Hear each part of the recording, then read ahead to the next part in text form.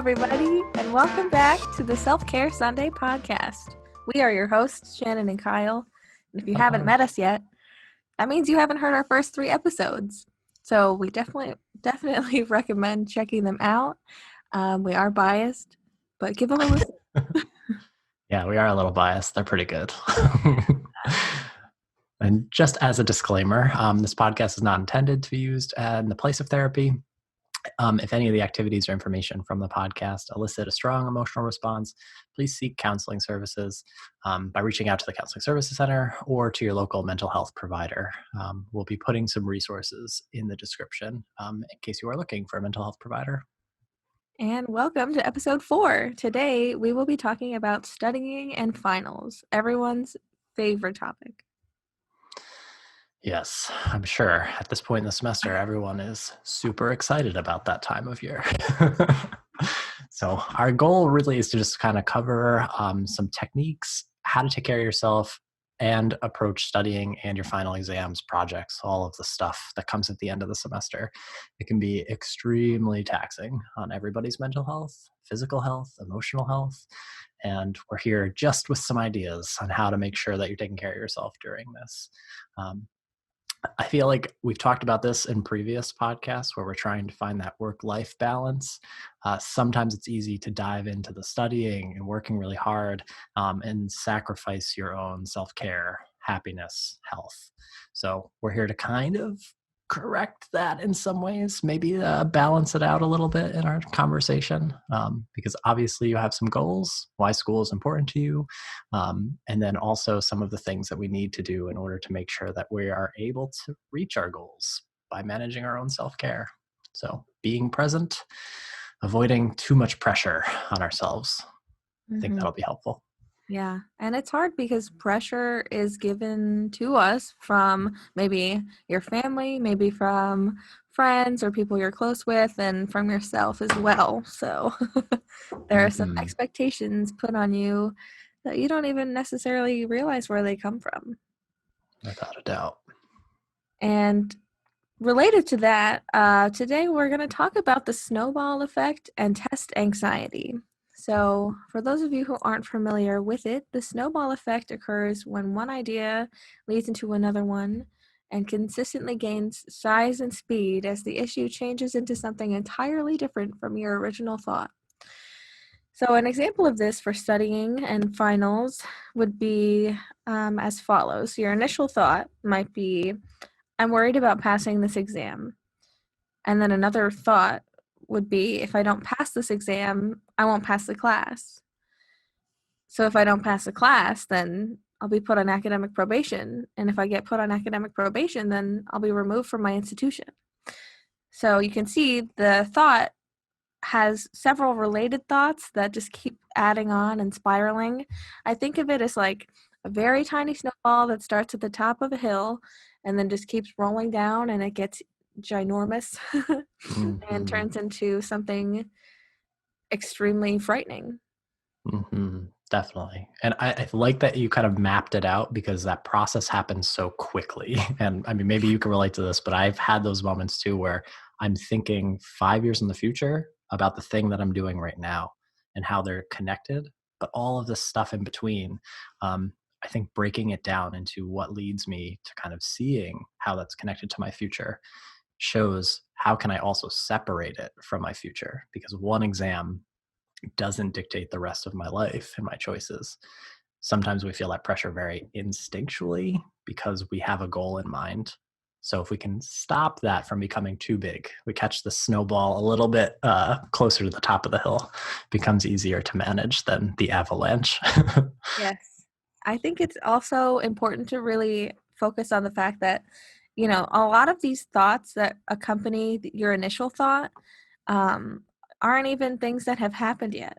So if you're worried about passing the exam, maybe you will pass, maybe you won't. So the second thought is related to the worst possible outcome, which would be you not passing the exam, but you haven't even failed yet. So I think a lot of this is related to just worry and like expecting the worst thing to happen, which I think we have a tendency to do pretty easily because it's hard to think on the bright side and maybe hope for a positive outcome, especially if we're not confident. Yes, definitely. That like perceived threat or danger kicks in, or like I have to keep myself safe from what I'm about to do. Yeah. Um, and I think it's important that we look at kind of like what's attached to it that we are capable of, what we know we can do, what we're confident about as well, to keep that balance, not get consumed in the worst outcome possible and letting that control how we feel. Yeah. Hmm. I think also related to this, there's this concept of self-sabotage, and that's self-fulfilling prophecy. So say I am worried about passing an exam. If I feel like I'm not super confident in my ability to pass, maybe I won't study as hard, or maybe I will set myself up to fail the exam. And that's easier than being vulnerable and trying to hope that I do pass the exam and believing in my abilities. I think it's very convoluted the way our brains work. Hmm. Hmm. Because if you aren't confident, then it's easier to fulfill that belief you already have about yourself than it is to prove yourself wrong. Hmm. This actually made me think of this basic strategy that I remember being taught early on is like you have an exam with like 50 questions.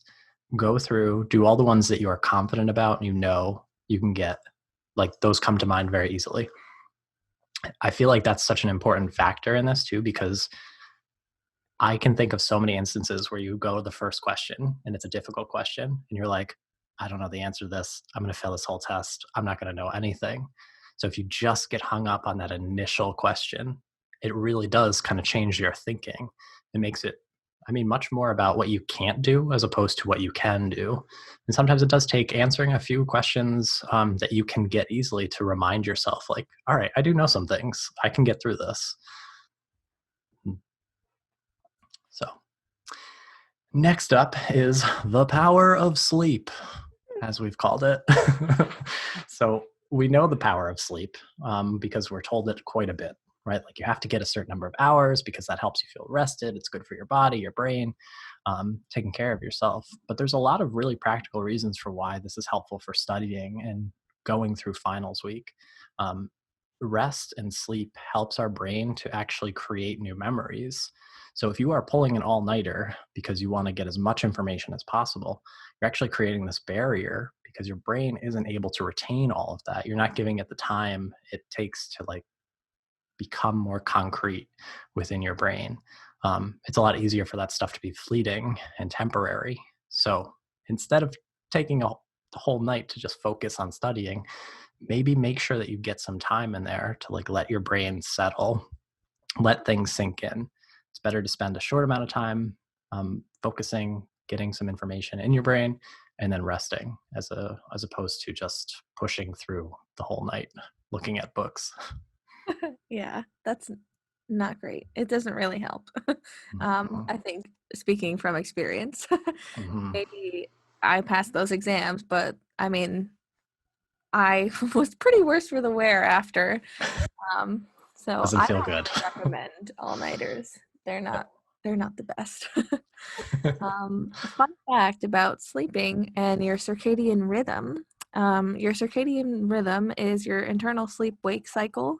So if you tend to go to bed around like 11 every night and then wake up at 7 each day, that's kind of the cycle that you're on. And sleep regulated people are lucky enough where they get tired around 11, they go to bed at 11, and then they wake up at the time they normally wake up. So around the time you usually go to sleep, your body starts to say like, "Hey, you ready for bed? You wanna go get comfy, snuggle up, go to sleep?"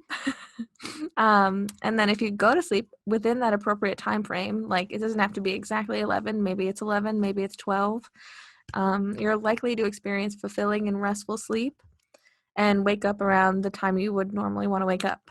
But if you decide to stay up until maybe 3 a.m. for some reason, maybe you're trying to study, maybe you're focused on something else, your body actually thinks that something is wrong and that you're in danger. So, this disruption in your sleep wake cycle has a lot of negative consequences, including disturbed and unrestful sleep, impaired cognitive processes, and health consequences like weight gain. So if you don't go to sleep around the time you normally go to sleep, it negatively influences your memory recall, your ability to speak eloquently, or just engage in other cognitive processes that you normally need for everyday functioning. So it does you more harm than good. There are some ways you can improve your circadian rhythm, like sleep regulation, avoiding stress. Obviously, we can't totally avoid stress, so using positive coping mechanisms and finding outlets for stress, like exercise, and only using your bed for sleep or being intimate with others. Don't do work in there. Don't lay in bed and watch games or TV, because then your body associates bed with other things that aren't sleep, and then it's harder for you to sleep. Mm, definitely. Yeah, it makes me like it almost makes me realize that when you don't get enough sleep, the stress or anxiety you feel kind of makes more sense if your body is interpreting this as like danger, threat, is something wrong, because then you're having to reassure yourself in some ways, but it's hard to do when you don't have the energy or the sleep kind of necessary to do that. So it does make sense where there would be increased stress because of that. So I thought that was really interesting. We don't think of it that way. We're like, oh, well, I can catch up on sleep later, but it doesn't really work like that because your body responds to what you did, not what you're going to do. Mhm. And when you do disrupt your sleep cycle, say you do stay up until 3 a.m., you might still wake up at the time you normally wake up because your body initially is thinking, okay, I'm in danger. So I'm going to wake up at the normal time to make sure I'm not in danger still. So you're really not doing yourself any favors. Mhm, mhm. Yes, so make time for sleep. Yes, it's important. And then when it comes to organization, I know I can relate to this. Sometimes when I don't write things down and I just keep everything in my brain, um, it becomes so ambiguous and it's hard to kind of track everything down, especially at the end of a semester where like you have more things due, you have more dates to keep in mind. There's probably more emails that you're receiving. There's just a lot of stuff to manage and keep track of. So I remember early college Kyle would be like, I can keep all this in my brain and I'm really proud that I can. But as things got more difficult and more challenging, that wasn't possible. It didn't do any good for me. So I became someone who started writing lists down. And I would definitely encourage you, if you are someone who keeps all of that in your brain, try and organize it on paper. It really helps to avoid this mental clutter.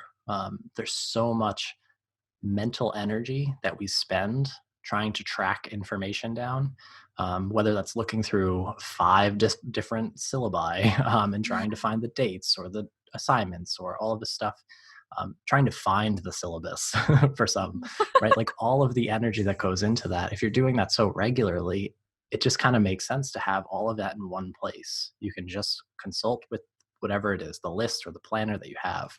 Um, to save some of that energy. And I think that's a really important thing to do. I'll say sometimes people get really overwhelmed when they write the list. Mm. So, this idea of having everything written in one place, you're looking at this and you're like, how am I going to get all of this done? I think it's important to have this like master list of everything. But when it comes to prioritizing, maybe try and narrow that down to what can I do today? What do I have to focus on today or this week? That becomes less overwhelming. We're able to kind of make it manageable. Small steps will get us to this big picture. So I highly recommend Absolutely. that. And I know you're an organized person, Shannon. So is this something that you use for yourself? Oh yeah, I love this idea of mental clutter because I've got a lot of it. Sure, I'm organized, but there's a lot up here. So Mhm. something I like to do, because I really like bullet journaling, as you know. So I do that. I take all of my assignments and due dates for the whole semester, and I take out this like just blank sheet of paper and make like a bullet journal type layout. I make it look cute. I make it look fun. I separate it by each month that assignments are due and then the dates. And I make it look pretty so it's not super overwhelming to look at, but I know like, okay, I have a lot to get done this week. And then of course I have like many little to-do list type things. I try to make it look nice because I'm someone who really values aesthetics. So if you're someone who values aesthetics, maybe write something out, make a little picture next to it, make it look cute. Mm-hmm. Because if you make it look nice, it's not as intimidating, I find. Mm-hmm. Um, and then another thing with lists is that it's been proven that if you have a list that's longer than 7 items, you're probably going to feel overwhelmed by it because you don't really necessarily think you can get it all done. So always try to make to-do lists no longer than 7 items and set yourself up for success. Mm-hmm. Mm-hmm. I love the idea of using colors. I know your things are very decorative There and are. look very nice and organized by color. Even our agenda that we're referencing here, nicely colored. So Yeah. I do think that that plays a factor in it too. I'm someone like I need colors like red and orange to show priority or urgency. So even those kind of reminders help me to know, all right, what do I really need to focus on? What are the less important assignments or the less important tasks that might be off in the distance more? What do I need to focus on immediately? So even those things can be really helpful if you're someone who needs the visual to go along with that. Um, so why organization is helpful for us, especially when it comes to list making. Visuals are really important for people. When we see all of the information, it our brain processes that differently than just keeping a bunch of like language and words and ideas in our minds. So being able to see it and track it, it saves some of that mental energy, but it also helps us to interpret the information differently. And sometimes that makes it easier. I would say this for anybody. I mean, just writing and journaling can be really helpful for getting some of the clutter out of your brain. You think of how many things you think of on a daily basis. A lot of that ends up being like garbage or things that we don't need to hold on to. So if we can let go of some of that stuff, we put it somewhere else. Sometimes that helps us to feel better already. We don't need to hold on to it. Yeah, I think a lot of times you get overwhelmed. And if you get overwhelmed easily, or if you find yourself having a shorter fuse than normal, then you can tell that something's going on up there. There might be some just extra thoughts laying around that your brain is holding on to because you know subconsciously that you haven't done this thing yet, but consciously you can't really perceive that because you're focusing on the other things that you have to get done. So like an example for me was that I had to turn in some paperwork for my supervisor, and I've just been going through it a little bit lately, so I kind of forgot about it and I didn't write it down. um, and then this morning I woke up and I was like, oh my gosh, I was supposed to bring that over to the office yesterday. So I was pretty overwhelmed with some other stuff I had going on, and it was partially because I forgot I had to do something, and my subconscious was like, Shannon, you didn't do this. What's wrong with you? Mhm. Oh yes, having those like yeah, internal reminders kick in. Yeah, and they kick in at the worst times for me. It's like I'll be relaxing finally, and then my brain is like, something's missing. Like, this is pretty sus right now. I don't know. Right. And then I'm Right. like, oh crap. Yep. Yep. Surprise. Surprise, you forgot this. Definitely. So I think if we're able to find ways to keep track of that stuff a little bit better for ourselves, or just notice when we're overwhelmed by other things in our life, is that going to take away from like being able to mentally juggle all of this stuff? And I think it's like a human thing when we're feeling overwhelmed. We're going through a pandemic right now. So if we're feeling overwhelmed in some places, it would make sense that that energy goes somewhere else. Maybe we lose track of some assignments, or it's harder to kind of maintain that stuff. Um, so having things to kind of fall back on as like safety measures or things that give us structure, I think can be helpful. It's not going to be perfect. There will definitely be times where things go wrong, where you Mhm. forget something, and that's okay. All you're doing is setting up the best possible scenario for yourself. So I think that's a good thing to keep track of. And lastly, Lists are great for having something to track all of the things that you are doing. I think sometimes we just like finish an assignment or finish a test or project, and then we're like on to the next thing that's due. We don't actually get to sit with the thing that we've completed and say, like, wow, I just put a lot of time and effort into this. I feel good about it. So having something to track that, I think, really helps us reflect. I remember at the end of a semester just looking back at all of the things that I did. It's like it's astounding how much you're able to do in a semester that you take totally for granted most of the time. So giving yourself the ability to like reflect on everything that you've done and accomplished can be really helpful and motivating in and of itself. It helps us to realize that we're not just like sitting around doing nothing all the time. We are actually trying to juggle a lot of things in our life. And I think it's good to give yourself some props for that. Yeah, I don't have anything to say about that. I need to work on that. I've been trying to do it more myself as well because I think during all of this, it's very easy to just like feel like there's a never-ending to-do list. Um, so I've tried to look back and say like, oh yeah, we did this. This was cool. I think it can be Yeah. really helpful for self-esteem as well. Oh yeah, I'm sure it would be really helpful. It's just like hard to do because Yeah. you're so overwhelmed the whole time. Hmm. So I think part of my brain is like, I don't really want to remember why I was overwhelmed. Hmm. Yep. But it does make sense to look back and reflect and be like, wow, I really did do a lot of work and I deserve to take a break, that Hmm. is my biggest thing. It's like, okay, I feel like I can't take a break right now because I have a bunch of other responsibilities and things I need to get done, but I don't really acknowledge what I have done. And that kind of sets you up for failure as well. So, something I have been working on a little bit, but it's not quite developed yet. We'll get Yeah. there. Yeah. Yeah. Well, it takes time. I think it fluctuates too. I mean, there's times where I've definitely been better at that than other times. Mhm. Sometimes it is just circumstances and how much you have to manage. So if you can make the space occasionally to sit with that stuff, I think it can be really good. Something related to that, I've actually been able to do pretty successfully this semester, is like, I'm having a little bit of difficulty reflecting on the whole process, but something I've been doing to work up to that is to reflect during the process. If I'm writing a paper and I make a really good point, I know it sounds cheesy, but I give myself a high five and I'm like, Hmm. dude, I'm smart as heck. What the, you know what? Hmm. Good job. Hmm. So it's been really like a good ego boost for me and like a Hmm. confidence booster if I'm just like, yeah, that's what I said. That's what I mean. I'm so smart. Then I feel better about my papers. And I mean, not to brag, I do have a 4.0. All my assignments have been pretty good. Hmm. And it's Yep. because I encourage myself while I'm doing them. Definitely. Yes. Oh, I mean, this we probably talked more about this in a different episode, but I'll bring it back to this point of like the more encouragement we give ourselves, I think the better we feel.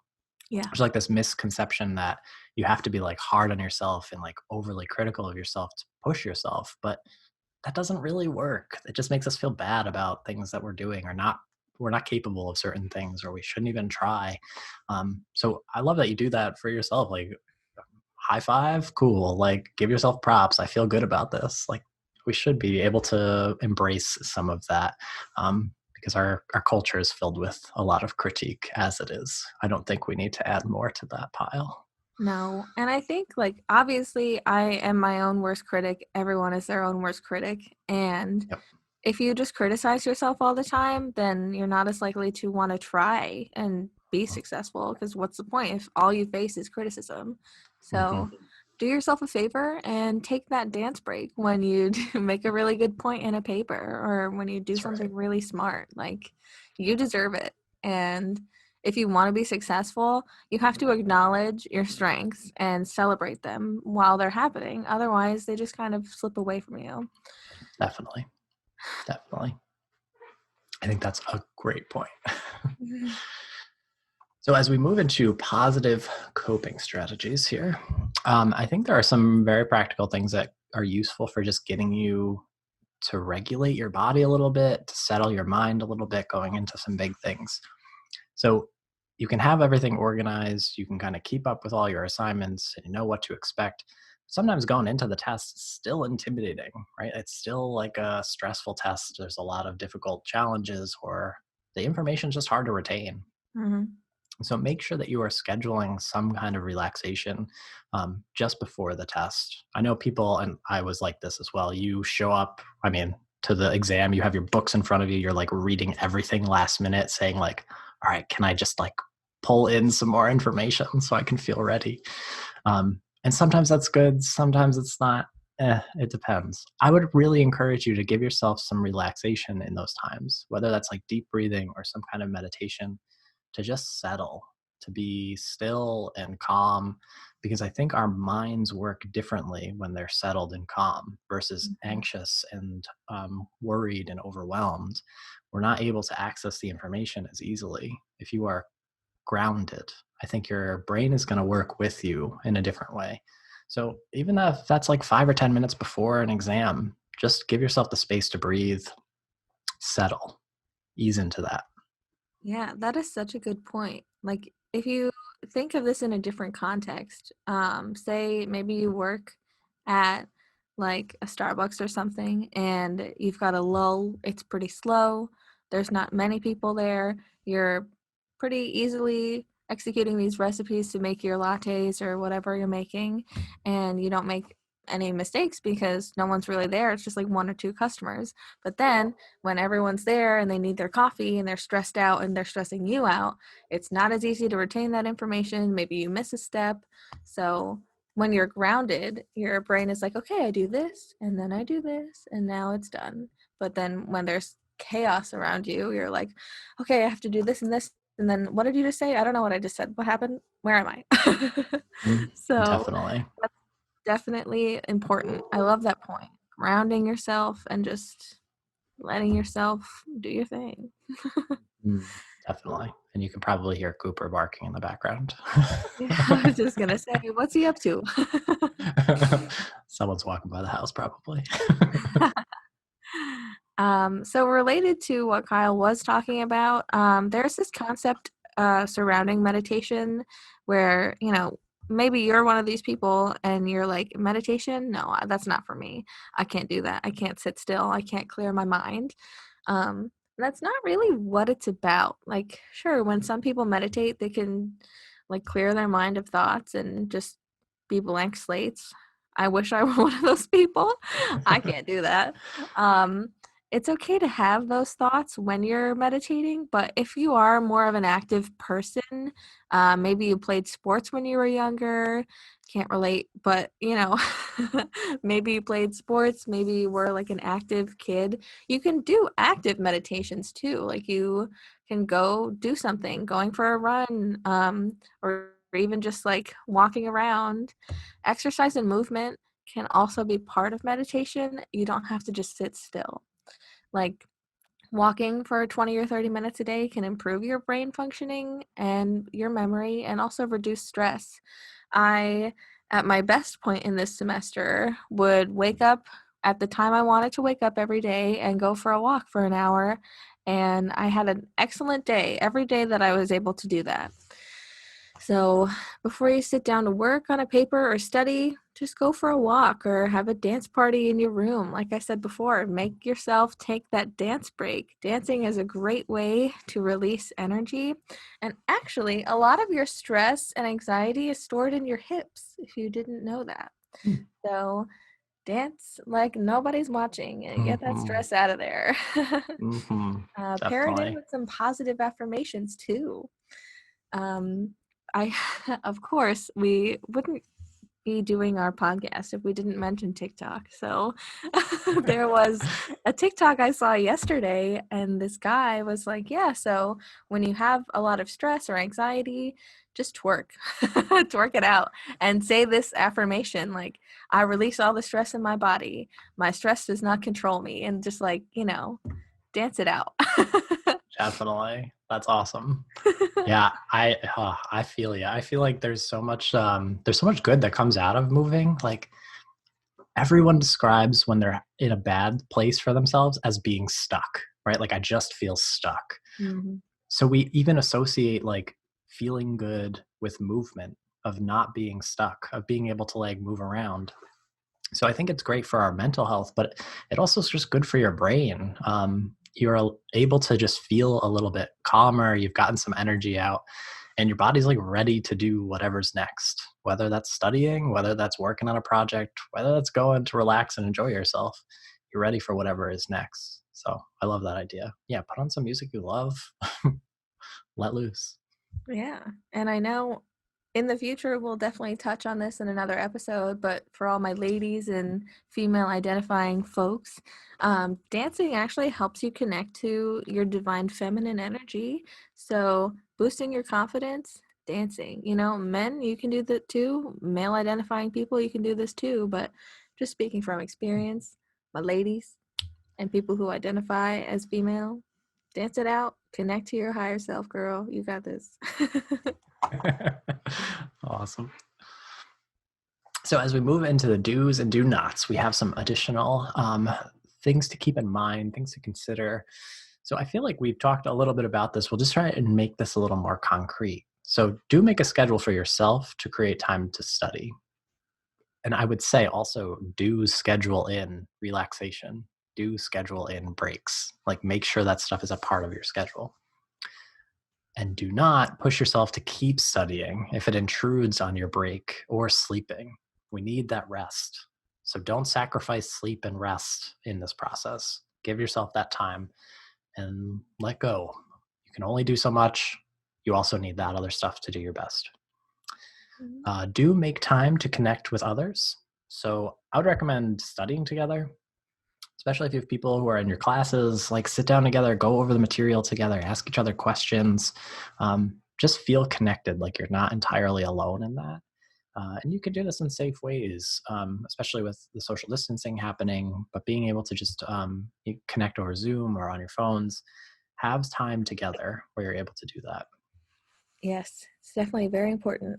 And it's been a crucial point for my academic success to connect with others. So, do make time for fun activities that you love. Yes, you have some important tests coming up, but no, it doesn't mean you can't play a little bit of Animal Crossing. It's all about finding balance. So, don't deny yourself those fun activities. This is kind of related to food. So, if say you really like sweets, but you don't want to eat a ton of sweets, and then you start to deny yourself eating sweets at all, you may have a greater tendency then to later binge on those sweets.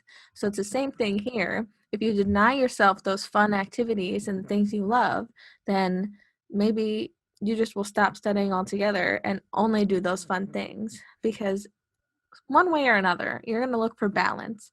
So if you have a lot of stress happening and all you've been doing is schoolwork and academics, your job, there's going to be a period of time where you're like, all right, that ain't it. I feel burnt Mhm, out. All I'm going to do is fun stuff. And then, mhm, as we know, and as we've experienced in life, that does not help us. So mhm. do those fun things in Definitely. moderation.